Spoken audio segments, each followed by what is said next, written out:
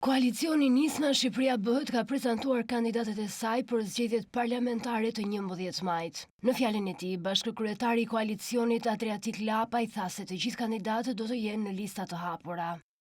Përtej baltës zakonshme që financohet me paratë e vjedhura të shqiptarëve e që synon të përçajet mbaj peng popullin ton, ja kemi dalë të krijojmë një kohezion dhe të gjenerojmë kandidatë të cilët kanë planuar të garojnë si njerëz të lirë me listat hapura dhe në këto zgjedhje ne do të jemi një subjekt politik ku listat e mbyllura të kryetarëve të politikës së vjetër i kemi djegur e ku po hapim një dritare të re shprese për të garuar më në fund shqiptarët si njerëz normal të një vendi normal.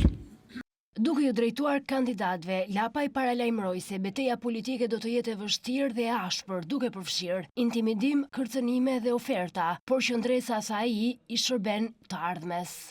Kjo është një betejë e vështirë. Do dëgjoni llojesoj teorish, do dëgjoni llojesoj shpifjesh, do synojnë të kërcënojnë, do synojnë të intimidojnë, do synojnë të cënojnë familjarët, do synojnë të blejnë, por se cili nga ju duhet të mendoj vetëm një gjë. A e meriton më populli jonë të shitet dhe të tradhtohet?